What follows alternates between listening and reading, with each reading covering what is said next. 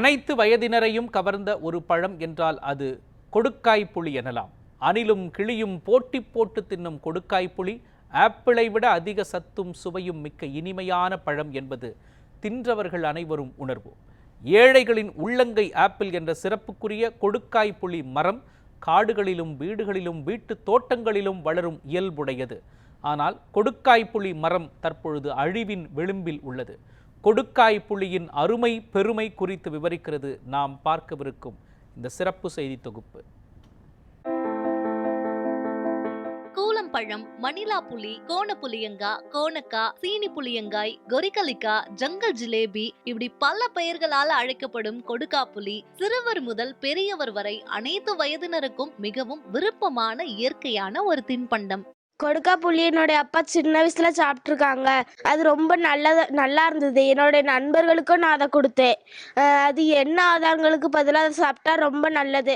ஓரளவு விளைந்ததும் சிறிது துவர்ப்பான சுவை, நன்கு விளைந்ததும் இனிப்பான சுவை, பழுத்ததும் சற்று புளிப்பான சுவை, இப்படி மனிதர்களுக்கு தேவையான அறுசுவைகளில் 3 சுவை கொண்டுள்ள ஒரே பழம் கொடுக்காய் புலி. சிறிய பழம்தான் எனினும் மிக பெரிய பலன்களை தருகிறது கொடுக்காய் புலி.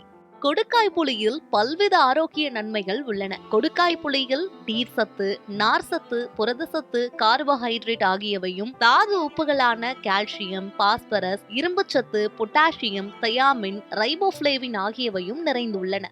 இந்த கொடுக்காய் மரம் எங்களை சின்ன வயசுலேருந்தே எனக்கு நல்லா பிடிக்கும். அதனால் எங்கள் தோட்டத்தில் ஒரு 50 வருஷம் வளர்த்துட்ருக்குறோம். ஆனால் இப்போதைக்கு இந்த மரம் நிறைய அழிஞ்சிட்டு இருக்குது. இந்த சீசன் அப்போ நிறைய காய்க்கும். எங்கள் சொந்தக்காரங்க வெளியூரில் இருக்காங்க, வெள்ளக்கோயில், ஈரோடு, சென்னையில் இருக்காங்க. அவங்களுக்கு அங்கே கொரியர் அனுப்பி விடுவோம். புற்றுநோய் போன்ற தீவிர நோய்களை குணப்படுத்துவதில் முக்கிய பங்கு வகிக்கும் கொடுக்காய் புளியில் வைட்டமின் சி அதிகமாக உள்ளது. நோய் எதிர்ப்பு ஆற்றலை தரும் அமுதமாக கொடுக்காய் புளி விளங்குகிறது. மாரடைப்பை தடுக்கும் சஞ்சீவினியாகவும் கொடுக்காய் புளி திகழ்கிறது என்றால் மிகையல்ல. கொடுக்காய் புளியின் பூக்கள் பல்வலியை போக்கியும் ஈறுகளை வலுப்படுத்தியும் இயற்கை மருந்தாக திகழ்கிறது. முகப்பொலிவை அதிகரித்தும் ஆரோக்கியத்தையும் அழகையும் ஒரு சேர தரும் கொடைவல்லல் தான் கொடுக்காய் புளி. கொடுக்காய் புளி வயிற்றை ஆரோக்கியமாக வைத்திருக்கும் என்பதும், குடல் தொடர்பான பிரச்சனைகளை சரி செய்ய பயன்படுத்தப்படுகிறது என்பதும் சித்த மருத்துவம் சொல்லும் செய்தி. கொடுக்காய் புளியை அடிக்கடி தின்று வந்தால் செரிமான திறன் அதிகரித்து நீரிழிவு குறைபாடு ஏற்படாது என்பது சித்த மருத்துவர்களின் கூற்று. நீரிழிவு குறைபாடு உள்ளவர்கள் கொடுக்காய் புளியை தின்னலாம் என்பது தித்திக்கும் தகவல். நீரிழிவு நோயாளிகள் கொடுக்காய் புளி தின்று வந்தால் அடிக்கடி சிறுநீர் கழிக்கும் தொல்லை நீங்கும் என்பது நிம்மதியான தகவல். வாத நோய்களையும் மூட்டு வலியையும் கட்டுப்படுத்த வல்ல கொடுக்காய் புளி ஆயுர்வேத மருந்து தயாரிப்பிலும் பயன்படுத்தப்படுகிறது. இப்படி 100க்கும் மேற்பட்ட நோய்களை குணமாக்கும் அருமருந்தாக கொடுக்காய் புளி பலன் தருகிறது. கொடுக்காய் புளி தாவரத்தில் இருக்கிற சத்துகள் அது ஏழைகள் ஆப்பிள்னே சொல்கிறாங்க. ஏழைகளுடைய ஆப்பிள்.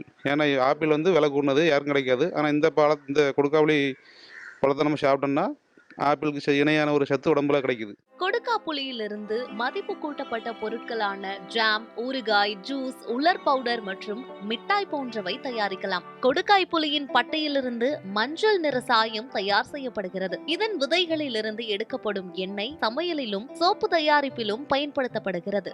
கொசுவினால் ஏற்படும் காய்ச்சல்களுக்கு முக்கிய காரணமான ஈடிஎஸ் மற்றும் குலெக்ஸ் போன்ற கொசு லார்வாக்களின் வளர்ச்சியை கட்டுப்படுத்த கொடுக்காய் புளியின் இலைகள் மற்றும் விதைகள் உதவுகிறது. வெப்பமண்டல தாவரமான கொடுக்காய் புளியின் பூர்வீகம் மத்திய அமெரிக்கா என்றாலும் ஆப்பிரிக்கா நாடுகளிலும், கரீபியன் நாடுகளிலும், இந்தோனேஷியா, தாய்லாந்து, பிலிப்பைன்ஸ் தீவுகளிலும் பரவலாக விளைந்து பலன் தருகிறது. சங்க இலக்கியங்களில் தமிழர்களின் தொன்மையான மரங்களில் ஒன்றாக கொடுக்காப்புளி மரம் குறிப்பிடப்பட்டுள்ளது. இந்த மரத்தின் காய்கள் எளிதில் உதிராது என்பதால் உகா மரம் என்ற பெயரில் குறிப்புகள் காணப்படுகின்றன. நடவு செய்த 2வது ஆண்டிலிருந்து கொடுக்காய் புளி மகசூல் கொடுக்க தொடங்கும். ஜனவரி கடைசி வாரத்தில் தொடங்கி ஏப்ரல் மாதம் வரை கொடுக்கா புளியின் மகசூல் காலம் ஆகும். என்னுடைய 90 காலகட்டங்களில் எங்கள் ஊரில் அதிக அளவில் கொடுக்காப்புளி மரம் இருந்தது. அப்பொழுது எங்களுக்கு விடுமுறை நாட்களில் சிற்றுண்டி மாதிரி அதை நாங்கள் காலையிலேயே சென்று இதை பறித்து சாப்பிடுவோம். இப்பொழுது இந்த மரங்கள் ரொம்ப அருகிவிட்டன. எங்கள் ஊர்களிலேயே மிகவும் குறைவான அளவில் தான் எண்ணிக்கையில் தான் மரம் இருக்கிறது. தற்போது கொடுக்காய் புளி அழிவின் விளிம்பில் உள்ளது. இதனால் கொடுக்காய் புளி விவசாயத்தை அதிகரிக்க தமிழக அரசு மானியம் வழங்கி ஊக்கப்படுத்த வேண்டும் என்கிற கோரிக்கை எழுந்துள்ளது. 90 காலகட்டங்களுக்கு அப்புறம் இப்போ தான் நானே சாப்பிட்றேன். ஆனால் நல்ல டேஸ்ட்டாக இருக்குது, நல்ல மருத்துவ குணம் உள்ளதுன்னு சொல்லுவாங்க. நமக்கு இப்போ தாராளம் கிடைக்கவில்லை. இதை அரசு இந்த மரத்தை வளர்க்க ஊக்குவிக்கணும்.